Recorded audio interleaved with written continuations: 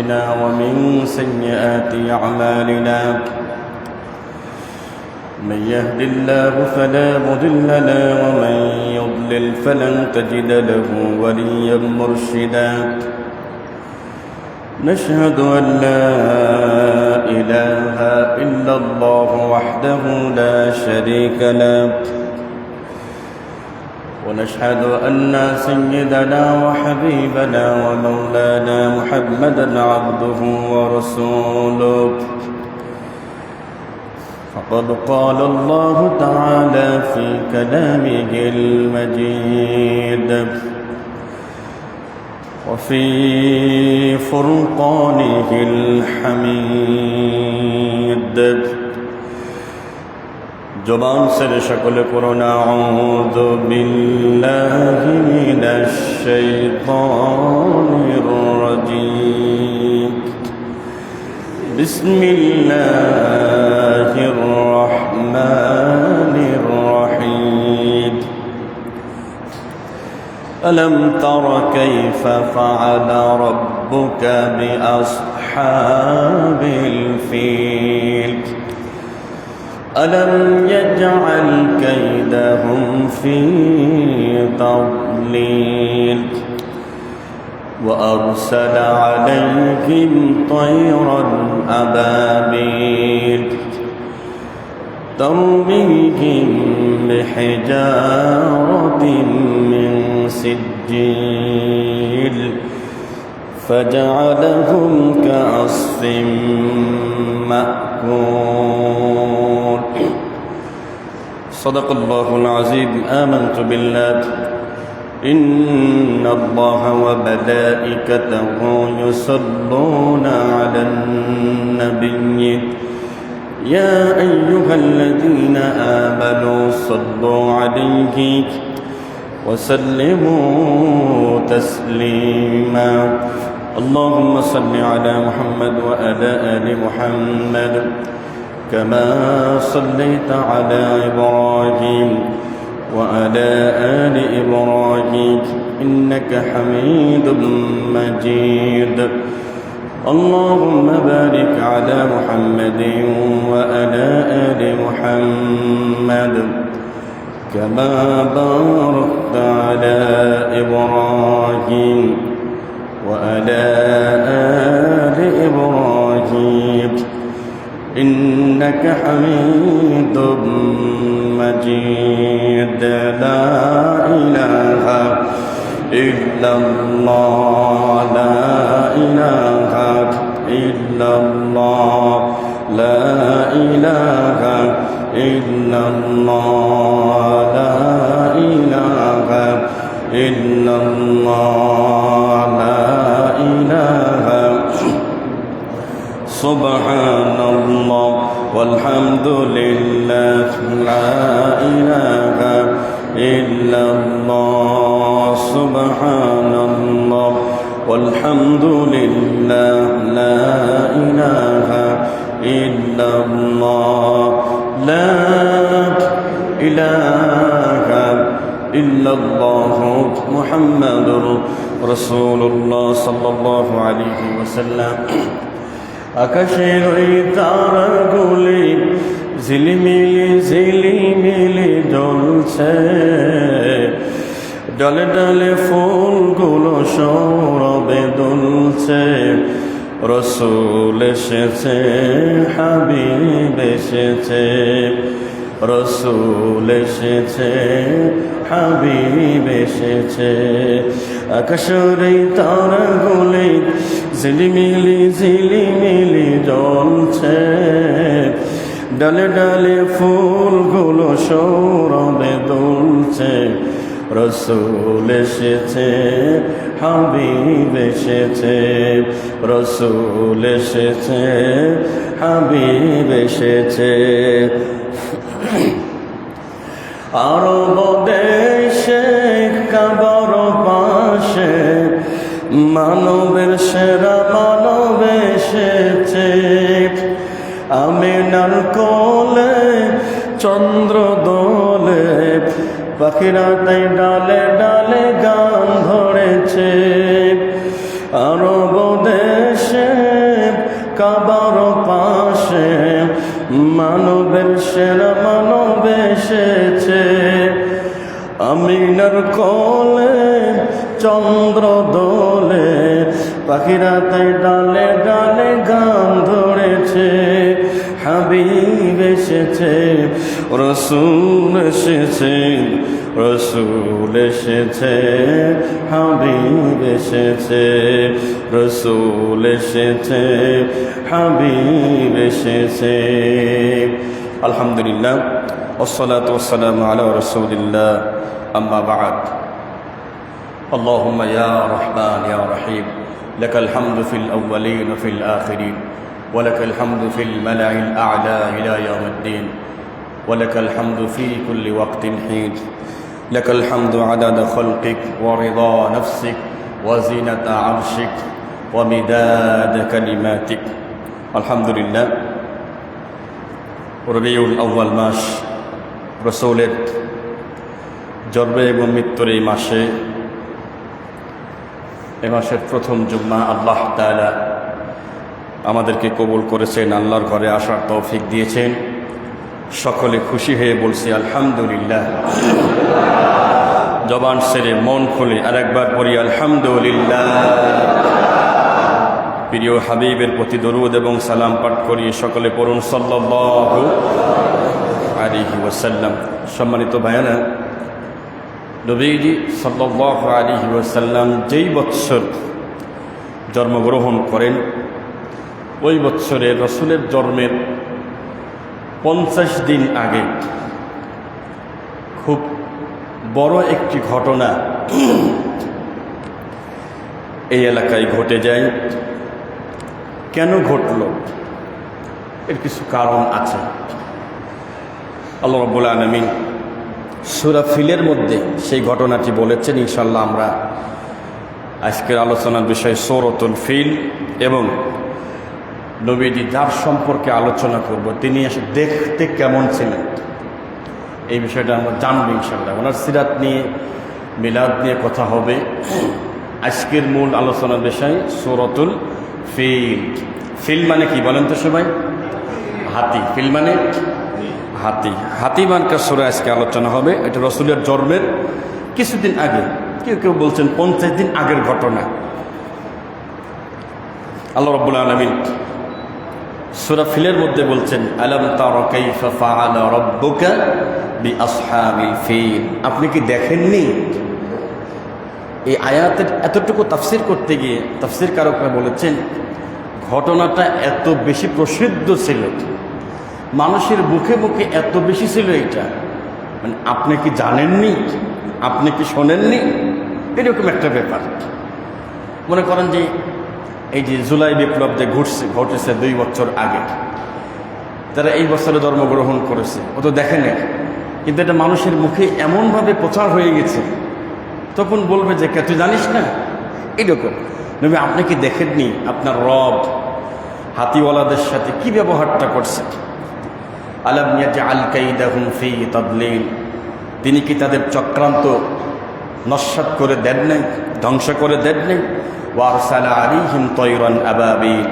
তিনি তাদের উপরে প্রেরণ করেছেন ঝাঁকে ঝাঁকে পাখি, দলে দলে পাখি পাঠিয়েছেন। তারমিহিম বিহিজারাতিন মিন সিজ্জিল। যারা তাদের উপরে পাথর কঙ্কর নিক্ষেপ করেছিল, ফাজআলাহুম কাআসফিন মাকুল।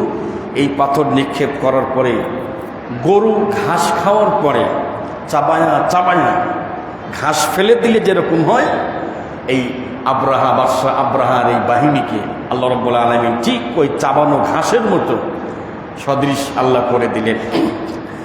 এখন বাদশাহ আব্রাহা তিনি ইয়ামানের বাদশাহ ছিলেন, খ্রিস্টান ধর্ম প্রচার করতেন, কিন্তু খ্রিস্টান ধর্মের আসল যেটা উনি সেটা নেন নাই। নিয়েছিলেন কোনটা? যেটা বাটপারি করা যায়, শয়তানি করা যায়, টাউটারি করা যায়, এনে ওইটা গ্রহণ করছিলেন। সেই সময় আসল হালকা একটু সাউন্ড কমায় দেয়। সেই সময় আসলটা গ্রহণ করেছিল ওয়ারাকা বিন নাওফেল, তিনি আসলটা গ্রহণ করেছিলেন। ঠিক আছে, তো তিনি চিন্তা করলেন হজের মৌসুমে লক্ষ লক্ষ হাজি মক্কাতুল মুকাররমায় আসে। আমি আমার এলাকায় লোহিত সাগরের ওই পারে এই এলাকায় উনি আক্রমণ করে, জালিম বাদশাদের যা কাজ হয়, আক্রমণ করে লোহিত সাগরের ওই পার পুরাটা দখল করে নিয়ে সেখানে ঈসাই ধর্ম বা খ্রিস্টান ধর্ম তিনি জোর করে প্রতিষ্ঠা করার জন্য একটা ঘর তৈরি করলেন। বড় করে, এত উঁচু করে নাম দিলেন আল কুল্লাস বা কুল্লিয়াস, কেউ কেউ বলছেন। এত উঁচু করতে যে এরকম উঁচু হয়ে দেখা লাগতো, কারোর মাথায় যদি টুপি থাকতো টুপিটাও পরে যেত। এখন লোহিত সাগরের ওই পারে ইয়ামানে, সৌদি, মক্কার কিছু যুবক সেখানে থাকতো। ওরা চিন্তা করলে আমাদের ঘর থাকতে এই ঘর তৈরি করে এই ঘরে ইবাদত করবে। ঘোষণা দিছে যে এই ঘরে আসতে হবে সামনে বছর থেকে। যুবকরা, মক্কার যুবকরা, ইয়ামানে যারা ছিল তারা সেখানে ওই ঘরের ভিতরে টয়লেট করে দিছে, পায়খানা করে দিছে। উনি পরের দিন উদ্বোধন করবেন, মানে উদ্বোধন করতে গিয়ে দেখে দরজা খুলে যে আমার আগেই কে যেন উদ্বোধন করে দিয়ে গেছে, বুঝছি, টয়লেট করে দিয়ে গেছে। মেজাজটা এত খারাপ হয়ে গেল। নিজের ঘরে নিজের কাবাকে বাদশা আব্রাহা লোকজন দিয়ে আগুন ধরিয়ে দিল।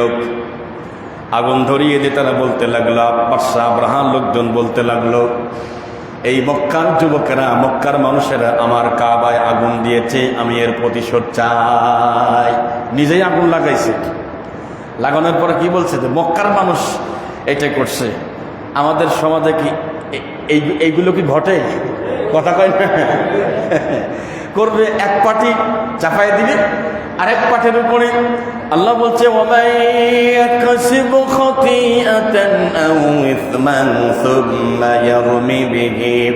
বারিআন ফাকাদ ইহতামালা বুহতানান ওয়া ইসমান মুবিনা।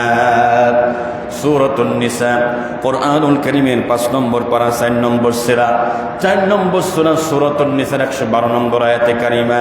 ওয়া মানে এবং মান মানে যে ব্যক্তি একসিদ মানে অর্জন করছে বা করে, খতিয়াতান কোনো বড় ভুল, অন্যায়, পাপ, আও ইসমান বড় পাপ, বড় ভুল, অন্যায় করার পরে, সুম্মা অতঃপর, ইয়ারমি বিহি বারিআ, তা আস্তে করে ভালো মানুষের উপরে, ভালো দলের উপরে চাপায়া দেয়, ফাকাদ ইহতামালা, সে অবশ্যই বহন করলো, বুহতানা, বড় অপবাদ, ওয়া ইসমান মুবিনা, প্রকাশ্য গুনাহকে সে নিজের কাঁধে নিজেই বহন করলো।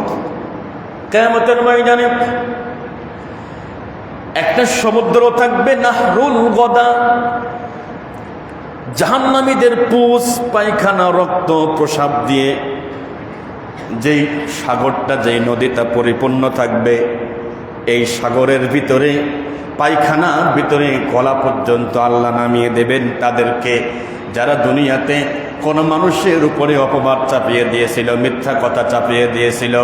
আল্লাহ তাআলা বলবেন, গোলাম, তুমি যে অমুক মানুষের নামে মিথ্যা মামলা ঢোকাইছিলা, মিথ্যা মামলা দিয়েছিলা, আজকে প্রমাণ করো, প্রমাণ না করা পর্যন্ত 50 আলফা সানাতিন মিম্মা তাউদ্দুন, টানা 50,000 বছর পর্যন্ত থাকতে হবে এই পায়খানার ভিতরে। নাউযুবিল্লাহ।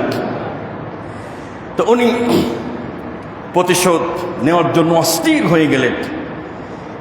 এখন ইয়ামানের ভিতরে যে যুবকগুলো ছিল, যারা ছিল থাকতে ইয়ামানে, তাদের ভিতরে একজন ছিল লিডার।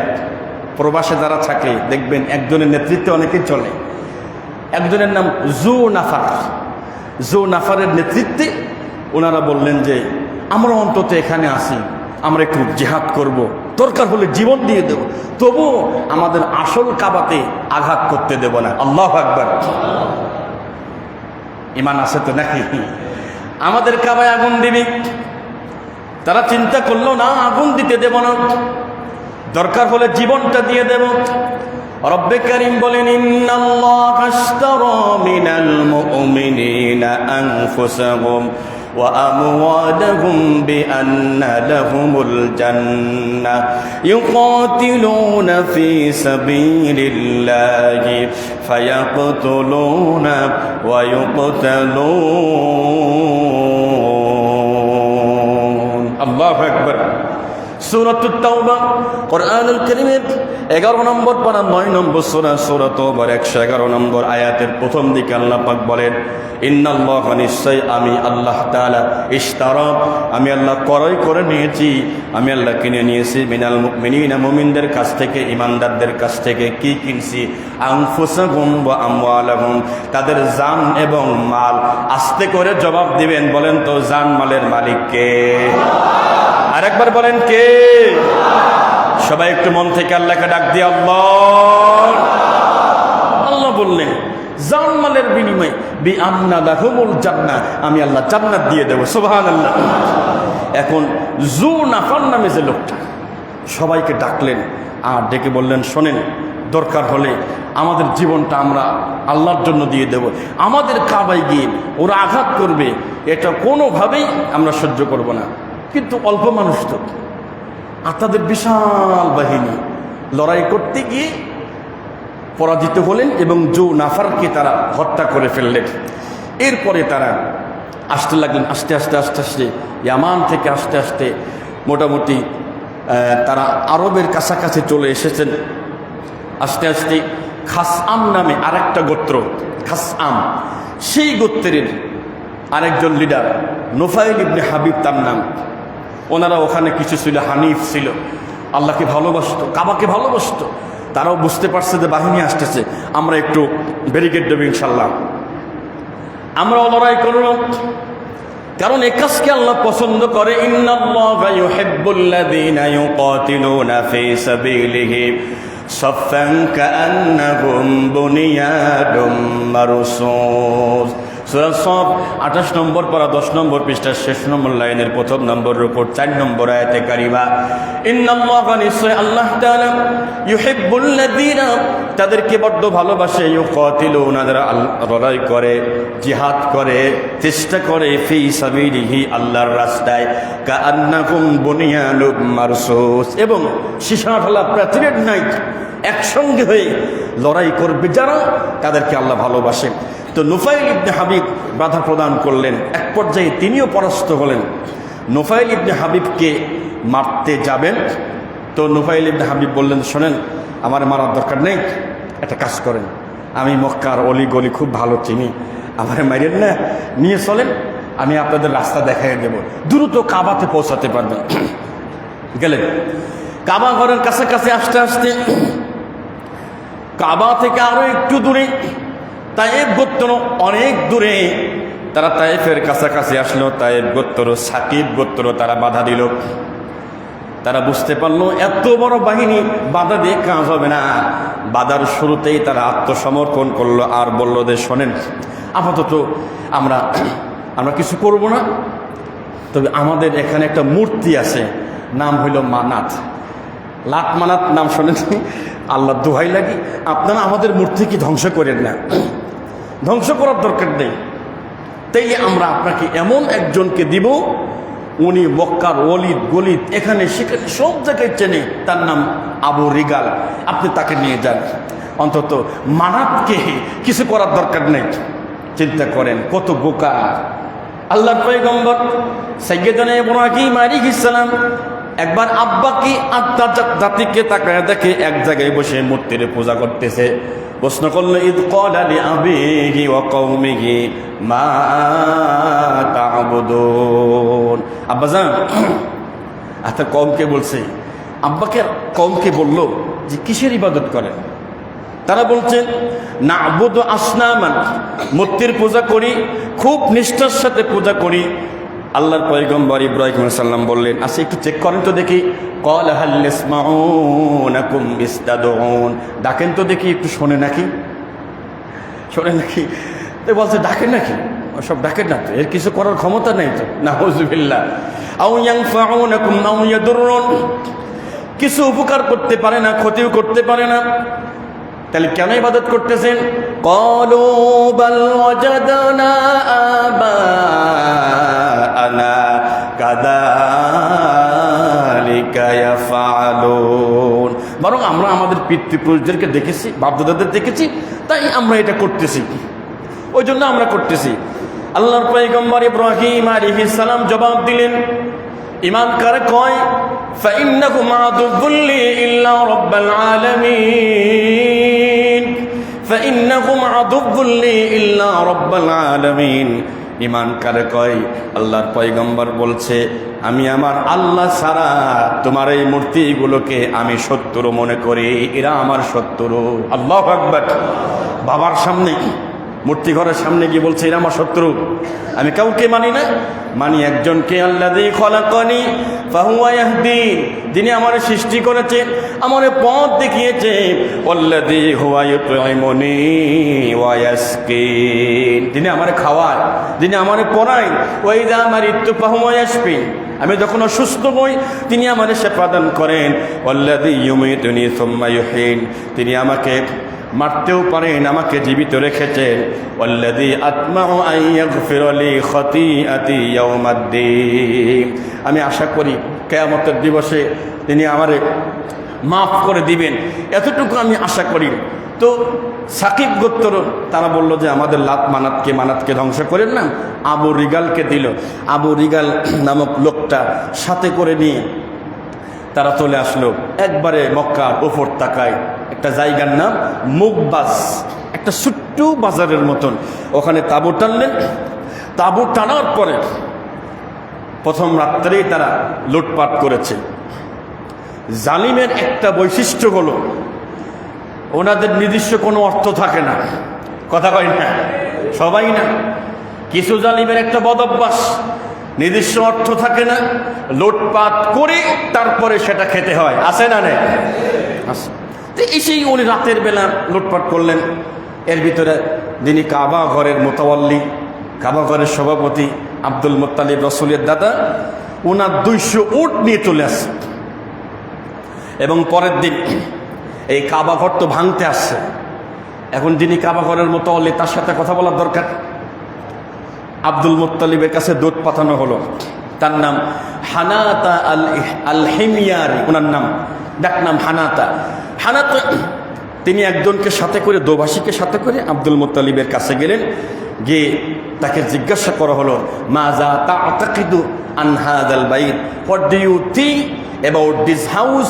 আপনি একটু বলেন তো এই ঘর সম্পর্কে আপনার ধারণা কি, আপনি কি বলতে চান? এই কাবা ঘর, আপনি তো মোতাওয়াল্লি, এখন বলেন তো এই ঘর যদি ভাঙতে আসে, মানে আমার সম্মানিত শ্রদ্ধাবদন বড় ভাই জনাব সেক্রেটারি আমাদের মাজারুল ভাই মুন্সি সহ সভাপতি সহ যারা আছেন, সেক্রেটারি বা আপনারা যারা আছেন, কেউ যদি এই ঘর ভাঙতে আসে প্রতিবাদ করবেন না ভাই? যেরকম প্রতিবাদ করবেন না? আর যে ছেলে পোশাক ফিরে নামাজ পড়ে না, পোশাক ফিরে পানি নেই না, কেউ দেখবে রে আমাদের মসজিদ ভাঙতে আসবে, আমি একবারে সক্কা পাঞ্জা করে ফেলবো। মহব্বত আলাদা একটা আছে। তো ওনারা জিজ্ঞাসা করতেছি, বলতেছি এই ঘর সম্পর্কে, হাযা বাইতুল্লাহি হারাম, এটা আল্লাহর পবিত্র ঘর। ও হাযা বাইতু ইব্রাহিম খলিল, ইব্রাহিম আলাইহিস সালামের ঘর এটা। তো বললো তাই নাকি, আচ্ছা চলেন, ইযহাব মাই, প্লিজ কাম উইথ মি, আপনি আমার সাথে আসেন, আমার বাসার কাছে চলেন। বোঝাপড়া আছে, কি আছে? বোঝাপড়া আছে। আব্দুল মুত্তালিবের আল্লাহ তাআলা এত চমৎকার চেহারা দিয়েছিলেন, লম্বা চওড়া ছোটাম দেহের অধিকারী, অসম্ভব সুন্দর চেহারার অধিকারী, রাসূলের বংশের লোক। আল্লাহর হাবিব সাল্লাল্লাহু আলাইহি সাল্লামের দাদা চলে আসলেন বাদশাহ আব্রাহার কাছে। বাদশাহ আব্রাহা চেয়ারে বসা। নবীর দাদাকে দেখা মাত্র তার ভিতরে অন্যরকম একটা কিউরিওসিটি ডাক দিছে, কি সুন্দর মানুষ, মানুষ এত সুন্দর হতে পারে। সঙ্গে সঙ্গে আব্দুল মুত্তালিবকে দেখে চেয়ার ছেড়ে নিচেই নেমে গেছেন। আল্লাহু আকবার। বাদশা টেরও পায়নি, বুঝতেও পারেনি, ওনাকে দেখে চেয়ার ছেড়ে দিছে। চেয়ার ছেড়ে দিয়ে ভাবছে যে এই বিশাল একটা কিছু হবে, তো পরে কাবা ঘরের মতো দেখতে কত সুন্দর। হ্যাঁ, তো ওনাকে দেখে ওনারে প্রশ্ন করলেন, আপনাকে তো দেখে খুব মনে হচ্ছে আপনি একজন ভেরি নভেল ম্যান এবং and he is stronger man, অনেক শক্তিশালী ম্যান আপনি। আমরা আপনার কাছে জানতে চাই আল্লাহর ঘর সম্পর্কে আপনার ধারণা কি, কি বলতে চান বলেন, আমরা তো আসছি এটা ভাঙতে, আপনি কি চান, আপনি কি বলেন? জবাব দিচ্ছে, দেখেন এই ঘরের মালিক আমি না, ও আপনি কি করবেন করেন গা। আল্লাহু আকবার। এই ঘরের মালিক আমি না, আমার যে মাল নিয়ে আসছেন রাতের বেলা ওগুলো ফেরত দেন, দ্যাটস এনাফ ফর মি, ফেরত দিয়ে দেন। কারণ I have honour of the Camel, এই যে ঘোড়াগুলো নিয়ে আসছেন, ওটগুলো নিয়ে আসছেন, এগুলোর মালিক আমি, আর এই ঘরের মালিক আমি না। আমার মাল আমারে ফেরত দিয়ে দেন। আনা সাহিবু হাদাল জামাল, এইগুলোর মালিক আমি। হাদা ইয়াকফিনি, এগুলো ফেরত দিলে এটা আমার জন্য যথেষ্ট হবে, আমি আর কোনো কিছু আপনার কাছ থেকে আমি চাই না। বাদশাহ আব্রাহা চিন্তা করলো, আল্লাহ, ভাবলাম কি আর হইল কি, এই ব্যাপারে এটা দেখতে কত সুন্দর, তিনি একটা প্রতিবাদ করবেন যে আল্লাহর ঘর ভাঙতে দেব না, এ তো কিছুই না। হ্যাঁ, উনি বলছেন যে আই ওয়াজ থিঙ্ক, আমি ধারণা করছিলাম যে you are a big leader, আপনি একজন বড় leader, but I have been seen anything. এখন তো আপনি দেখছি কিছুই না, আপনি কিছুই নেই আপনার ভিতরে। হ্যাঁ, I have been seen, you are nothing, আপনি তো কিছুই না। দরুমিয়া কি ভাবছিলাম আর কি হইল, এত বড় ঘর ভাঙতে আসছে আর আপনি আসেন ভাই উঠ নিয়ে পড়ে আসেন আপনি। ধরো দিন উনি বললেন আমার দরকার নাই, আমার উট আমারে ফেরত দিয়ে দেন। আল্লাহর ঘর, আল্লাহ কি করবে ওটা আল্লাহ জানে, ওটা আমার দেখার দরকার নাই। আব্দুল মুত্তালিব তিনি আল্লাহকে কিছুটা মানতেন, আবার কিছুটা মুশরিক ছিলেন। মাঝে মাঝে লাকমানদের কাছে চাইতেন, হবলের কাছে চাইতেন, আমার মাঝে মাঝে তিনি আল্লাহর কথাও তিনি বলতেন। সেই সময় যতটুকু, যেহেতু পুরোপুরি ইসলাম তখন নাই, চলে আসলেন উট নিয়ে।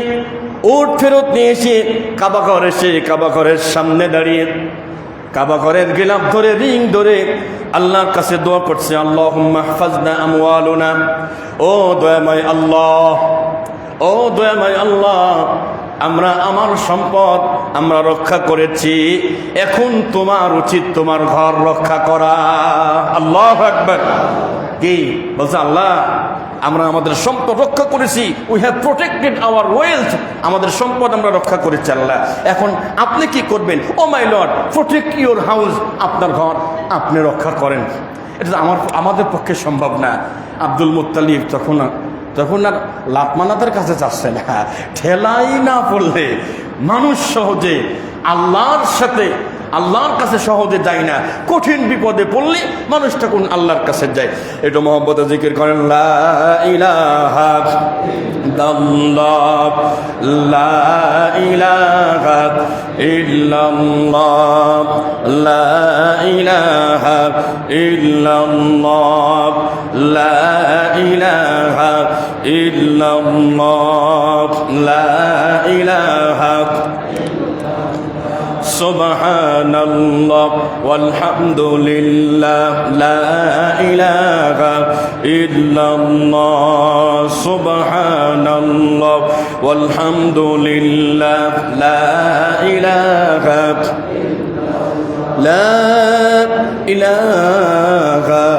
ইল্লাল্লাহ, মুহাম্মাদুর রাসূলুল্লাহ সাল্লাল্লাহু আলাইহি ওয়াসাল্লাম। এখন বিপদে পড়ে গেছে, কাবার গিলাফ ধরে একমাত্র আল্লাহকে ডাক দিয়ে বলে, আল্লাহ, আল্লাহুম্মা হাফাজনা আমওয়ালুনা, আল্লাহ আমরা আমাদের সম্পদকে রক্ষা করেছি, ইয়া রব্বি ইহফাজ বাইতুকা, আল্লাহ তুমি তোমার ঘর রক্ষা করো। আমরা গল্প শুনি মাঝে মাঝে যে একবার বরিশালের ঘটনা, আরেকটা ঘটনা শুনছিলাম ব্রিটিশ আমলের ঘটনা, যে প্রচণ্ড ঝড় শুরু হয়েছে। একটা হিন্দু লোক এসে, একজন মৌলানা নাকি বলে মৌলবী বা মুন্সি সাহেব, বলছে যে মৌলানা সাহেব আজান দেন। আজান দেবো কেন? কয় না, ঝড় শুরু হয়েছে কঠিন আকারে, আজান দিলে বন্ধ হবে। আপনি কেমনে বুঝলেন? কয় না, আজান দেন তো, আজান দিলে কাজ হবে। আল্লাহু আকবার। চিন্তা করে একটা হিন্দু মানুষ, আজানের প্রতি মায়া। আমার দরদি মায়েরা খেয়াল করেন, লক্ষ্য করেন, আব্দুল মুত্তালিব তিনি বুঝে ফেলেছেন এই মুহূর্তে, এই সময়ে কোনো উপায় নাই, there is no way without only আল্লাহ, আল্লাহ ছাড়া কোনো উপায় নাই। হাসবি আল্লাহু লা ইলাহা ইল্লাহু আলাইহি তাওয়াক্কালতু ওয়া হুয়া রাব্বুল আরশিল আযীম। আল্লাহু আকবার।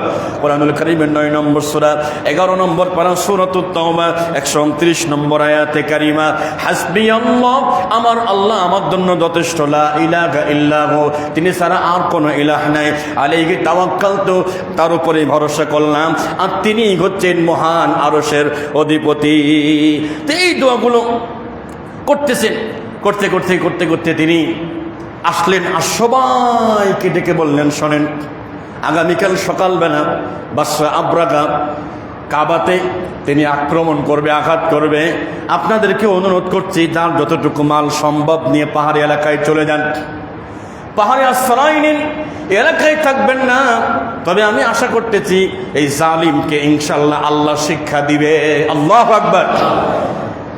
আমার নবীকেও মাঝে মাঝে আবু জেহেল যেরকম ধমকাতেন, ভয় দেখাতেন, ওয়াকালাল্লাযীনা কাফারু লানুখরিজান্নাকুম মিন আরদিনা আও লাতাউদুন্না ফী মিল্লাতিনা ফাআওহা ইলাইহিম রাব্বুহুম লানুহলিকান্নায যালিমিন। আল্লাহু আকবার। সূরা ইব্রাহিম, কোরআনুল কারীমের 14 নম্বর সূরা, 14 নম্বর সূরা ইব্রাহিমের 13 নম্বর আয়াতে কারিমা। ওয়া মানে এবং ক্বালা মানে বলেছিল, আল্লাযীনা মানে যারা, কাফারু মানে কাফেররা, তার মানে আবু জেহেল আমার নবীকে বলতো লানুখরিজান্নাকুম, লামে তাকিদ, নুন তাকিদ দিয়ে বলতো, মুহাম্মদ তোমাকে অবশ্যই বের করে দেবই, মিন আরদিনা, আমাদের জমিন থেকে, আমাদের এই জমিনে থাকতে পারবা না, তবে থাকতে পারবা একটা নির্দেশ মানলে, আওলা তাউদুন্না ফি মিল্লাতিনা, আসো আমাদের দলে যোগ দাও, তাহলে তোমাকে থাকতে দেওয়া হবে। জিবরাইল এসে বলে, নবী টেনশন করবেন না, এই জালিমদেরকে লানুহলিকান্না যালিমিন, আল্লাহ অতি তাড়াতাড়ি ধ্বংস করে দিবে। আল্লাহু আকবার। নবী আপনি টেনশন করেন না, টেনশন করার দরকার নেই। নবীজি কি আবু জেহেলের দলে যোগ দিয়েছিল গো? জোরে কয় না? হ্যাঁ, দেয় নাই। একটু সুযোগ সুবিধা পাওয়ার আশায় লম্বা জামানিয়া অনেক আল্লাহর বান্দারা অনেক কিছু করতেছে, ঠিক কিনা? আল্লাহ তাদেরকে হেফাজত করুক, আমিন বলেন। পরের দিন সকালবেলা অনেক আল্লাহর বান্দা তারা শিরিক কম করত, তারা কাবা ঘরের সামনে এসে 100 উট মানত করছে, আর বলছে, আল্লাহ আমাদের তো এখন কোনো শক্তি নাই, পাওয়ার নাই, আমরা 100 উট মানত করলাম, যদি তুমি আমাদেরকে বাঁচাও এই 100 উট আমরা কোরবানি করে দিব। এই 100 উট মানে কি মনে করতেছেন? হ্যাঁ, ওরা মানত করে পাহাড়ের কাছাকাছি গিয়ে দূর থেকে, নিচের থেকে এরকম উকি দিয়ে দেখতেছে কি হয়, কি ঘটনা ঘটে। পরের দিন সকালবেলা বাদশা আবরাহা বিশাল বাহিনী নিয়ে, বড় হাতি নিয়ে, হাতির নাম মাহমুদ, এই হাতি নিয়ে ঢুকছি, কাবা ঘরের কাছাকাছি যাবে, কিন্তু যাই না, সিক্রেট এলাকা। সেই জায়গায় যাওয়ার পরে হাতিটা বসে গেল, দা এলিফ্যান্ট সিট ডাউন, হাতি বসে গেছে, সামনের দিকে যায় না, শলাকা দিয়ে লোহা গরম করে গায়ে সেক দেয়, কাম হয় না, যাইতে চাই না। কিন্তু অন্যদিকে যদি একটু পরিচালনা করে সঙ্গে সঙ্গে উঠে দৌড় দেয়, কিন্তু কাবা ঘরের দিকে যাবে না। হাতি নামক মাহমুদ আল্লাহর ঘর বাইতুল্লাহরে সম্মান করে, আর দেশে আল্লাহর কত বান্দা আছে আল্লাহর ঘর পছন্দ করে না, ঠিক কিনা? আজেবাজে কথা, ফালতু কথা বলছে। মুহাম্মদ এই হজ সিস্টেম করতে গেছে ব্যবসা করার জন্য, ওরে টাউট। হ্যাঁ, আল্লাহ আমার দরদিরা, হাতি সামনের দিকে যায় না। এখন ওই যে নুফাইল ইবনে হাবিব যে বলছিল পথ দেখাবো, যখন সামনের দিকে যায় না, তখন এই একটু ছিল আর কি, একটু মাথায় ভালো আইকিউ ছিল। অবস্থা খারাপ দেখে বেগতিক দেশের দৌড়, আচ্ছা অবস্থা তো খারাপ, এ তো বিপদে পড়বে নিশ্চিত। হাতি সামনের দিকে যায় না, অন্য দিকে যায়, তার মানে বিপদ আসবে, দেশের দৌড়। অবস্থা খারাপ দেখে পাহাড়ি এলাকা থেকে আব্দুল মুত্তালিব বলেন, আমরা তাকায় দেখি ঝাঁকে ঝাঁকে পাখি আসতেছে, এমন পাখি আমরা আগে কখনো দেখি নাই। আল্লাহু আকবার। আমার দরদিরা, অবস্থা খারাপ দেখি, মুখে একটা পাথর, দুই পায়ে দুইটা পাথর নিয়ে কাকে কোন পাথরটা মারবে, সেই পাথরের উপর নাম লেখা ছিল, এই পাথরটা অমুককে মারবে, এই পাথরটা অমুককে মারে, দুনিয়ার থেকে তাদের শেষ করে দিতে হবে। আমার দরদি ভাইয়েরা, আল্লাহর একজন বান্দা, উনি খুব চালাক ছিলেন। উনি জানতেন কাবা ঘরে ঢুকলে অন্তত সে নিরাপদ হয়ে যাবে। ওমান দাখালাহু কানা আমিনা। ঢুকছে কাবা ঘরে, আর বেরোবা না। প্রত্যেকটা পাখি প্রত্যেকটাকে মারছে। এদিকে বাদশা আব্রাহা অবস্থা খারাপ দেখে দেশে দৌড়, এলাকায় থাকা যাবে না। কিছু লোক এরকম আছেন, থাকে পানির ভিতরে, থাকে কাদার ভিতরে, কিন্তু গায়ে কাদা লাগে না, কথা কয় না। এটাতে কি বলে? বাইম মাছ। কি মাছ? এ মাছ থাকে কাদার ভিতরে, কিন্তু গায়ে কাদা লাগবে। এই পরিস্থিতি খারাপ দিকে দেশে দূর, অনেক দূর পর্যন্ত গিয়েছে। যাওয়ার পরে তাকায় দেখে হাতের নখ থেকে নখগুলো খসে খসে পড়তেছে, মুখের গোস্তগুলো খসে খসে পড়তেছে, কলিজা ভেদ করে, বুক ফেটে কলিজা ভেদ করে এমন আওয়াজ হয়েছে। এক আওয়াজে বাদশা আব্রাহা দুনিয়ার থেকে বিদায়। আর এইদিকে এক আল্লাহর বান্দা কাবা ঘরের ভিতর থেকে বের হচ্ছে না। আর পাখি যেইটা একটা পাখি বাকি, মুখে পাথর নিয়ে খালি চতুর্দিকে ঘুরতেছে, কখন বের হবে মাল। আল্লাহু আকবার। হ্যাঁ, শোনা কত সময় থাকতা। পাখি ঘুরতেছে, চক্কর দিচ্ছে ওর আশপাশ দিয়ে, হেউ দেখতেছে যে একটা পাখি যাচ্ছে না কেন। হ্যাঁ, এই হলো বিপদ। যারা মানুষের প্রতি জুলুম করে, মানুষের প্রতি অত্যাচার চালায়, তারাও পিছনে এরকম পাখির মতো পাথর দেখতে পারে। জোরে বলেন ঠিক কিনা? হ্যাঁ, এমনি খুব হেডা, কিন্তু পিছনে ভয় আছে না? নাই, পিছনে কিন্তু ভয় কাজ করে, কে পাথর মারবে, কে কোনটা করবে। এই লোকটা কয়েকদিন থাকার পর যখন আর কোনো খাবার নাই, উপায় না পেয়ে বের হওয়ার সাথে সাথে শেষ একটা পাথর ছিল, দিছে এর গায়ে, দেওয়ার সাথে সাথে জাগাই আল্লাহ রাব্বুল আলামিন শেষ করে দিয়েছে। এত বড় ঘটনা, নবীজি যেই বছর জন্মগ্রহণ করবেন সেই বছরেই কেন আল্লাহ তাআলা এই ঘটনা ঘটালেন? এই জাতিকে আল্লাহ তাআলা একটা সংবাদ দিলেন, শোনো, আমার নবীজি আসতেছে, আমার হাবিব যাচ্ছে তোমার এলাকায়। যদি এরকম অন্যায় কাজ করতে থাকো, তোমাদের প্রতিও এর থেকে বড় আযাব গজব আসতে পারে। অতএব তোমরা এই ঘটনার থেকে শিক্ষা নিবা, যেন পরবর্তীতে আর বাড়াবাড়ি না হয়। দেখেন, ফিরাউন মারা গেছে অনেক বছর আগে, কিন্তু লাশটা উত্তোলন হয়েছে মাত্র 1890 সাল বা এর আগপাশে, 1-1.5 বছর বা 2 বছর, 250 বছর আগের কথা। মনে করেন এতদিন কেন তার লাশটা আবিষ্কার হলো না? আগেও হতে পারত, হয় নাই কেন? এতদিন কেন পানিতে ছিল? মুফাসসিররা গবেষণা করে বের করেছেন, এর কারণ হলো এতদিন পর্যন্ত ফিরাউন দীর্ঘদিন পর্যন্ত মানুষের প্রতি যে জুলুম, অত্যাচার, নির্যাতন চালিয়েছিল, এই এতদিন পর্যন্ত ওনার মতো জালিম কেউ ছিল না। আল্লাহ লাশটাও তোলেন নাই। এখন লাশ যখন আবিষ্কার হয়েছে পৃথিবীতে, ফিরাউনকে মানে ছেড়ে যত জুলুম নির্যাতন ছিল, ফিরাউনের থেকে টপকায়ে গেছে এই পৃথিবীর জালেমরা, পৃথিবীর বিশ্ব মোড়লরা। আল্লাহ তখনই লাশকে তুলছে, ওর কাছ থেকে শিক্ষা নাও। আল্লাহু আকবার, জোরে বলে। ফাজআলনাহা নাকালান লিমা বাইনা ইয়াদাইকা ওয়া মা খালফাহা ওয়া মাউইযাতান লিল মুত্তাকিন। আল্লাহু আকবার। আল্লাহ পাক বলেন, এই যে ঘটনা কেন ঘটালাম, সামনে পিছনে যারাই আসবে, ক্ষমতায় বসার পর যদি কেউ জুলুমবাজ হয়ে যায়, সেজন্য ফিরাউনকে দেখে শিক্ষা নেয়। তার মতো দাপট বলা, তার মতো পাওয়ারফুল হলা জালিম খুব কম ছিল, তার কাছ থেকে শিক্ষা নেও। শিক্ষা নেবে কারা?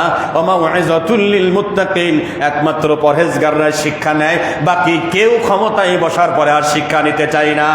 ঠিক কিনা? এটা আল্লাহর কথা। আমার দরদি ভাইয়েরা, রসুলের জন্মের মাসে আমরা বলছিলাম এই ঘটনার পরে, সূরা ফিলের ঘটনার পরে নবীজি দেখতে কেমন ছিল, যাকে নিয়ে আমরা আলোচনা করব, দেখতে কেমন ছিল তার বিষয়ে সামান্য কিছু কথা বলে অল্প একটু কালেকশন রয়েছে ইনশাআল্লাহ। কালেকশনের কথা শুনে কি মনটা খারাপ হয়ে গেল নাকি?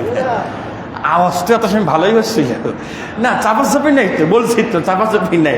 গত সপ্তাহে যারা ওয়াদা করছিলেন বা দিবেন, ইনশাআল্লাহ আপনারা দিবেন, আপনারা না দিলেও আল্লাহর পক্ষ থেকে কাজ হয়ে যাবে ইনশাআল্লাহ। এত বড় মসজিদের এত কাজ হয়েছে, আলহামদুলিল্লাহ, অনেক কাজ হয়েছে, আল্লাহর শুকরিয়া এবং মসজিদের প্রশংসা। কাজের প্রশংসা চতুর্দিকে ছড়ায় গেছে। আমি তো বলছি মাঝে মাঝে আমার অনেক বক্তারা বলে, ভাই কি মসজিদ কি চেঞ্জ করছেন নাকি? আপনি কি বিদেশে বক্তব্য দিচ্ছেন নাকি? একজন বলছে মালয়েশিয়াতে বক্তব্য দিচ্ছেন নাকি? কইছেন না, বাংলাদেশে ওই মসজিদেই আছে আলহামদুলিল্লাহ। হঠাৎ করে মসজিদ চেঞ্জ হয়ে গেল যে? না, মসজিদ চেঞ্জ হয়নি, মসজিদের চেহারাটা মেম্বারটা চেঞ্জ হয়ে গেছে। বলি আলহামদুলিল্লাহ। বাইরেও অনেক সুন্দর। এখন একটা যে কাজ আছে, এই একটা কাজ যেহেতু এটা কেন্দ্রীয়, তাহলে কেন্দ্রের মতোই থাকা লাগবে নাকি? ইনশাল্লাহ ইনশাল্লাহ, টেনশন নেই। আমার দরদি ভাইরা, নবীজি দেখতে কেমন ছিলেন? সহিহ বুখারী হাদিস নম্বর 3547 নম্বর হাদিস, হযরত আনাস ইবনে মালিক রাদিয়াল্লাহু তাআলা আনহু তিনি বলেন, আমি قال سمعت أنس بن مالك رضي الله تعالى عنه يصف النبي صلى الله عليه وسلم كان ربعة من القول। নবীজি দেখতে মাঝারি গড়নের ছিলেন। লাইসা বিত্তবিল ওয়ালা বিল কসির, খুব লম্বা ছিলেন না, ওয়ালা বিল কসিরি, আবার খুব খাটো ছিলেন না। আজহারাল লাউনি, নবীজি দেখতেছিলেন গোলাপি বর্ণের, গৌর বর্ণের। এরপরে এত সুন্দর, খুব সাদাও ছিল না চেহারাটা। লাইসা বি আবয়াদা আমহাকা ওয়ালা আদাম, আমার প্রিয় ভাইয়েরা, তার চেহারাটা গোলাপি ধরনের ছিল, ধবধবে সাদাও ছিল না, তামাটে বর্ণেরও ছিল না। মাথার চুল ছিল হালকা কোকড়ানো, মাথাটা আশ্রালে মনে হতো যে ঢেউ আসতেছে চুলের উপর দিয়ে। সুবহানাল্লাহ, এরকম চুল অনেকের আছে না? হালকা মনে হচ্ছে যে হালকা হালকা এরকম চুলটা একটু ঢেউ ঢেউ একটু ভাব আছে। দরদিন আমার, সহিহ বুখারী আর একটা হাদিস, বারা ইবনে আযিব রাদিয়াল্লাহু তাআলা আনহু তিনি বলেন, কানা রাসূলুল্লাহ সাল্লাল্লাহু আলাইহি ওয়াসাল্লাম আহসানান নাসি ওয়াজহা। তিনি বলছেন, আমি আমার দেখায় মানুষের ভিতরে সব থেকে সুন্দর ছিল আমার নবীজি মুহাম্মদ সাল্লাল্লাহু আলাইহি সাল্লাম। ধরে কোন সুবহানাল্লাহ। আহসানান নাসি ওয়াজহা, সব মানুষের ভিতরে ওনার চেহারা সবচেয়ে সুন্দর ছিল।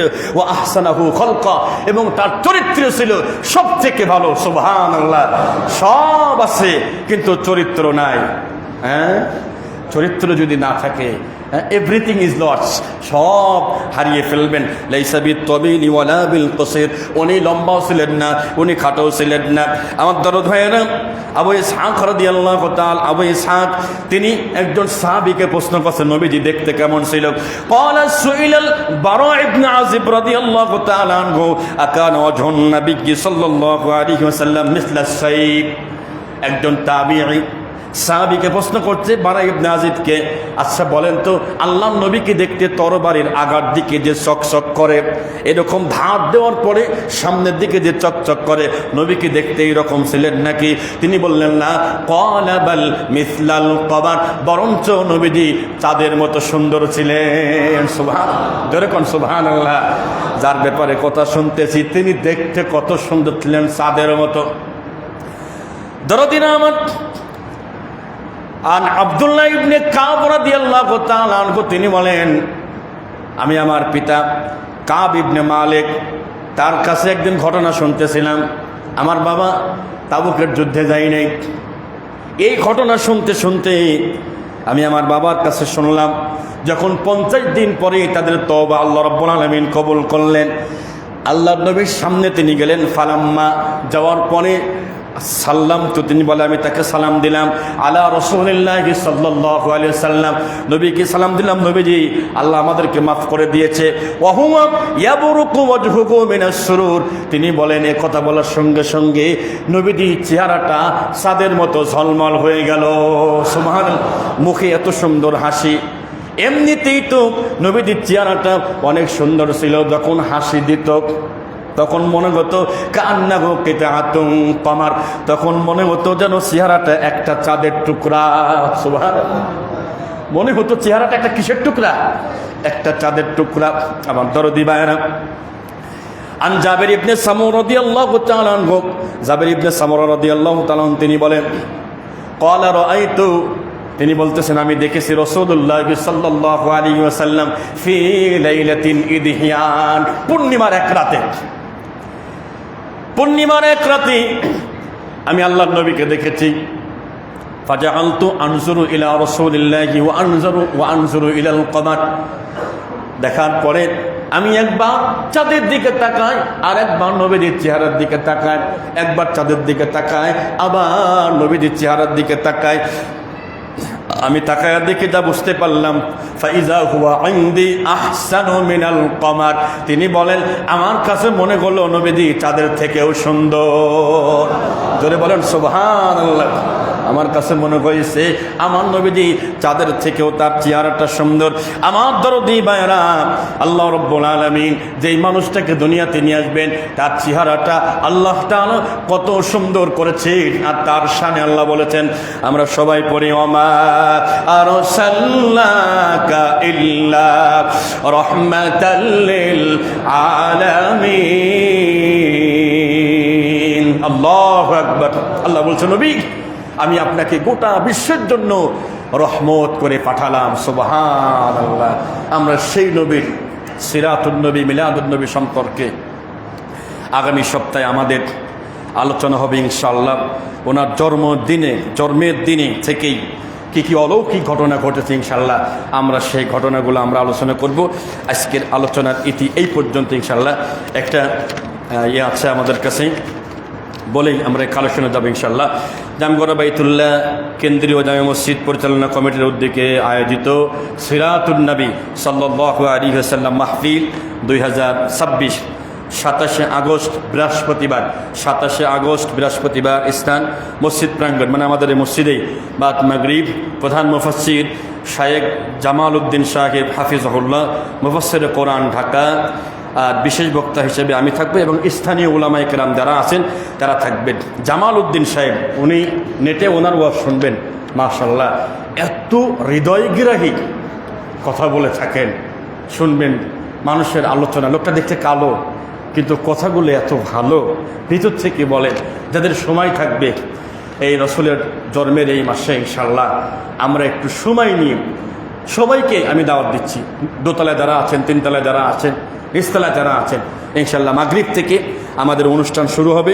এসব পরই অল্প একটু সময় আলোচনা হবে, হয়ে ইনশাআল্লাহ আমাদের আলোচনা শেষ হয়ে যাবে আগামী বৃহস্পতিবার ইনশাআল্লাহ। এবার আসেন, আগামী সপ্তাহে আমরা অনেকেই নিয়ত করেছিলাম, ওয়াদা করেছিলাম আমাদের মসজিদের গেটের জন্য ইনশাআল্লাহ, এবং মসজিদের জন্য আমরা মন প্রাণ মাইকটা দাও তো, মাইকটা দাও,